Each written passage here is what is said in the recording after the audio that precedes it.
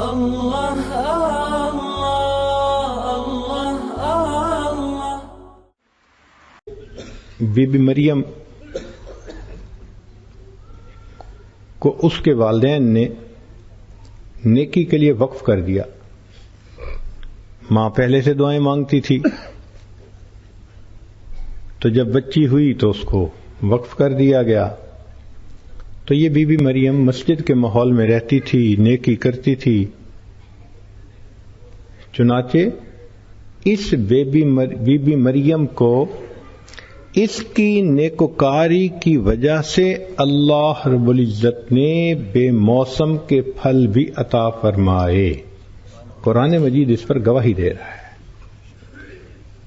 کلما دخل علیہا زکریا المحراب وجد عندہا رزقا، تو بے موسم کے پھل کھاتی تھی۔ تو دیکھو بی بی مریم نے نیکی کے رستے کو اختیار کیا، میرے مالک نے اس کو بے موسم کے پھل کھلا کر پھالا۔ ابراہیم علیہ السلام نے اپنی اہلیہ اور اپنے بیٹے کو بیت اللہ کے قریب آ کر بسایا اور ان کو وہاں روک کر ٹھہرا کر خود چل پڑے۔ تو بی بی ہاجرہ نے پوچھا، آپ ہمیں کیوں چھوڑ کے جا رہے ہیں؟ خاموش۔ دوسری مرتبہ پھر پوچھا، آپ ہمیں یہاں کیوں چھوڑ کے جا رہے ہیں؟ اس لیے کہ نہ وہاں کوئی بندہ تھا نہ بندے کی ذات تھی۔ جس جگہ پر پانی بھی اویلیبل نہ ہو، جینے کو پانی نہیں، پینے کو پانی نہیں، درخت پتوں کا نام و نشان نہیں، خشک پہاڑیاں ہیں، سنسان ویران جگہ ہے، وہاں تو دن کی روشنی میں بندے کو ڈر لگتا ہے، چہ جائے کہ عورت زاد اور اس کو رات وہاں رہنی پڑے۔ یہ بگ چیلنج تھا ان کے لیے۔ تو انہوں نے پوچھا، آپ ہمیں کیوں چھوڑ کے جا رہے ہیں؟ ابراہیم علیہ السلام نے پھر خاموشی اختیار کی۔ وہ بھی آخر ایک نبی علیہ السلام کی صحبت یافتہ تھیں، جانتی تھیں، مزاج شناس تھیں۔ تیسری مرتبہ کوشچن کیا، کیا آپ ہمیں اللہ تعالیٰ کے حکم سے چھوڑ کے جا رہے ہیں؟ ابراہیم علیہ السلام نے صرف سر ہلا دیا کہ ہاں۔ دل بھی غم زدہ تھا نا، کہ دودھ پیتا بچہ چھوٹا سا، اور پھر اس کی والدہ، اور حکم خدا کہ ان کو یہاں چھوڑ کے جاؤ۔ ہم لوگ بستی آبادیوں میں اپنی بیوی کو اگر بند گھر میں ہر نعمت کے ساتھ چھوڑ کے آتے ہیں پھر بھی فکر ہوتی ہے کہ جی پیچھے کوئی مسئلہ نہ ہو۔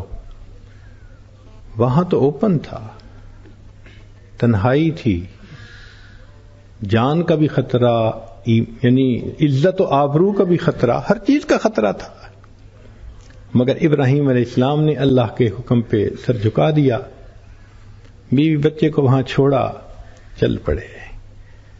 جب انہوں نے سر ہلایا کہ میں اللہ کے حکم سے چھوڑ کے جا رہا ہوں، تو آگے سے بی بی ہاجرہ نے کیا خوبصورت جواب دیا کہ اگر آپ ہمیں اللہ تعالیٰ کے حکم سے چھوڑ کر جا رہے ہیں تو اللہ تعالیٰ ہمیں ضائع نہیں ہونے دیں گے۔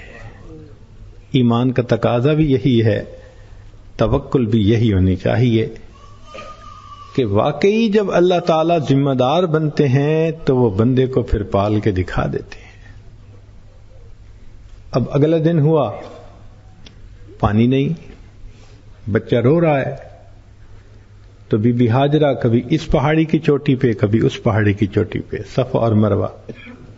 نتیجہ کیا نکلا کہ اللہ رب العزت نے بالآخر اسماعیل علیہ السلام کے قدموں سے زمزم کے چشمے کو جاری فرما دیا۔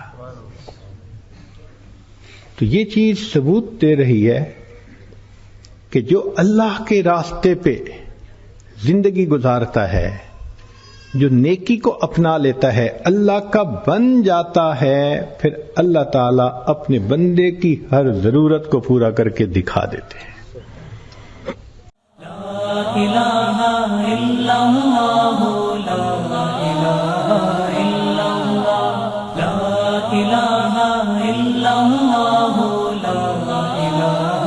إلا الله لا إله إلا الله لا إله إلا الله لا إله إلا الله لا إله